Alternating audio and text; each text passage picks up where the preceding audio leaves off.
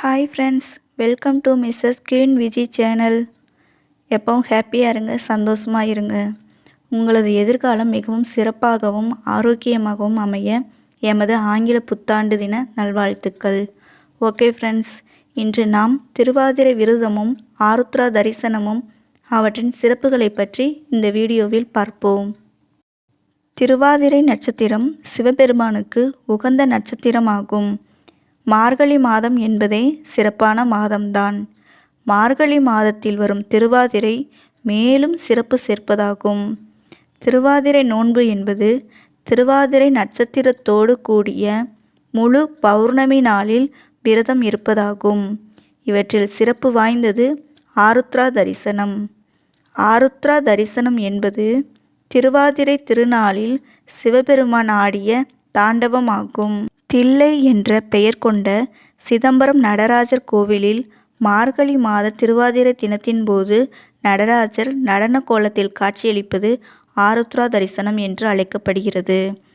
ஆருத்ரா தரிசனத்தையொட்டி நடராஜர் தேவி சிவகாமியுடன் 1000 கால் மண்டபத்தில் சிறப்பு அலங்காரத்தில் எழுந்தருளி பக்தர்களுக்கு அருள்பாலிப்பார். இப்பொழுது நாம் திருவாதிரை விரதம் இருக்கும் முறையை பற்றி பார்ப்போம். திருவாதிரை விரதம் இருக்கும் பெண்கள் அதிகாலையில் எழுந்து குளிக்க வேண்டும். கட்டாயமாக மஞ்சள் பூசி தலையில் எண்ணெய் சிறிது வைத்து சிகைக்காய் வைத்து குளிக்க வேண்டும். வீட்டில் விளக்கேற்றி வழிபட்ட பிறகு கணவரிடம் ஆசி பெற்று விரதத்தை துவங்க வேண்டும். நாள் முழுவதும் உபவாசம் இருக்க வேண்டும். மாலையில் அதிகபட்சமாக 21, குறைந்தபட்சமாக 7 என கணக்கில் அல்லது எத்தனை முடிகிறதோ அத்தனை வகை காய்கறிகளால் சமையல் செய்ய வேண்டும். களி, அதிரசம், வடை போன்றவைகளை செய்து இலை போட்டு சுவாமிக்கு படைக்க வேண்டும். பூஜை முடிந்த பிறகு யாருக்காவது அன்னதானம் வழங்கிய பிறகு நாமும் உணவு சாப்பிட்டு விரதத்தை நிறைவு செய்யலாம். வீட்டில் உள்ள பெரியவர்கள் கணவரிடம் ஆசீர்வாதம் வாங்க வேண்டும். திருவாதிரை விரதம் இருக்கும் பெண்கள் அன்றைய தினம் தாலி சரடு மாற்றி புதிய சரடு அணிந்து கொள்ளலாம். தாலி சரடு மாற்றும்போது காலையில்தான் மாற்ற வேண்டும், மாலையில் மாற்றக்கூடாது. நல்ல நேரம் பார்த்து அன்றைய தினம் தாலி சரடு மாற்றிக்கொள்ளலாம். தாலி சரடை கணவரிடம் கொடுத்து அவர் கையால் கட்டிவிட சொல்லலாம். இது மிகவும் சிறப்பானது. அல்லது தாங்களாகவே பெண்கள் அணிந்து கொள்ளலாம். சிவபுராணம், தேவாரம், திருவாசகத்தை பக்தியுடன் படிக்க வேண்டும். திருவெம்பாவை வழிபாட்டுக்குரிய 10 தினங்களின் இறுதி நாளாகவும் மார்கழி திருவாதிரை அமைகின்றது. இந்த விரதத்தை ஒவ்வொரு மாதமும் திருவாதிரை நட்சத்திரத்தன்று தொடரவும் செய்யலாம். ஒரு வருடம் திருவாதிரை விரதம் இருந்தால் வாழ்வுக்கு பின் கைலாயத்தில் வாழும் பேறு பெறலாம்.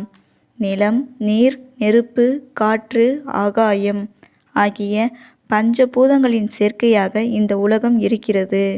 இந்த 5ற்கும் உரிய இடங்களாக 5 திருத்தலங்களாக சிதம்பரம் ஆகாயம், திருவண்ணாமலை நெருப்பு, திருவானைக்காவல் நீர், காளஹஸ்தி காற்று, காஞ்சிபுரம் நிலம். இதில் முதன்மை ஆலயமான சிதம்பரத்தில் நடராஜன் ஆடும் ஆனந்த தாண்டவத்தை தரிசிப்பவர்கள் முக்தி நிலையை அடைவார்கள். மார்கழி மாத திருவாதிரை தினத்தன்று விரதம் இருந்து சிவபெருமானை பூஜித்து வழிபட்டால் நல்ல கணவன் கிடைப்பார். தாலி பலன் பெருகும், பாவங்கள் நீங்கும், அறிவும் ஆற்றலும் கூடும். திருவாதிரை அன்று களி செய்து சிவபெருமானுக்கு படைப்பார்கள். களி என்பது ஆனந்தம் என்றும் பொருள் தரும். அஞ்ஞானம் அகன்று மெய்ஞானம் தோன்றிய நிலையில் ஆன்மா ஆனந்த நிலையில் இருக்கும். சத் சித் ஆனந்தம் கிட்டும் என்ற தத்துவத்தை அடிப்படையாக கொண்டு அமைந்ததே திருவாதிரை களி நிவேதனம் ஆகும். ஆருத்ரா தரிசனம். தமிழகத்தில் உள்ள சிதம்பரம் சிவன் கோயிலில் மிக முக்கியமான ஆருத்ரா தரிசன விழா நடைபெறுகிறது. சிவபெருமானின் பிரபஞ்ச நடனம் அன்று இயற்றப்படுகிறது. நடராஜ பெருமானை கொண்ட உலகெங்கிலும் உள்ள பெரும்பாலான கோயில்களில் ஆருத்ரா தரிசனம் நடைபெறுகிறது. நடராஜ பெருமான் சபேசன் என்று அழைக்கப்படுகிறார். நடராஜ பெருமானின் விக்கிரகத்தின் தோரணையானது இடது காலை தூக்கி வலது பாதத்தின் கீழ் அகங்காரத்தின் அரக்கனை அடக்கியவாறு உள்ளது. நடராஜ பெருமானின் வலது கரம் பக்தர்களை காக்கும் தோரணையில் உள்ளது. ஆருத்ரா தரிசனத்தன்று பக்தர்கள் சிவன் கோவிலுக்கு சென்று நடராஜ பெருமானின் அருள் பெறுவார்கள். இது அவர்களின் வாழ்க்கையில் உள்ள சிரமங்களை சமாளிக்க உதவும். ஆருத்ரா தரிசன நாளில் சிவபெருமானின் சக்தி பூமியில் உள்ளவர்களுக்கு மிக அருகில் இருப்பதாக நம்பப்படுகிறது. எனவே ஆருத்ரா தரிசன நாளில் நடராஜ பெருமானின் கோவிலுக்கு பக்தர்கள் திரள்வார்கள். நாமும் ஆருத்ரா தரிசன நாளில் சிவ ஆலயம் சென்று எல்லாம் வல்ல நடராஜ பெருமானை தரிசிப்போம். அளவில்லாத ஆனந்தம் அடைவோம். ஓம் நமச்சிவாய. ஓகே ஃப்ரெண்ட்ஸ், இந்த வீடியோ உங்களுக்கு பிடிச்சிருந்துச்சுன்னா லைக் பண்ணுங்கள், ஷேர் பண்ணுங்கள், மறக்காமல் சப்ஸ்கிரைப் பண்ணுங்கள் friends. Be positive, be happy. Thank you.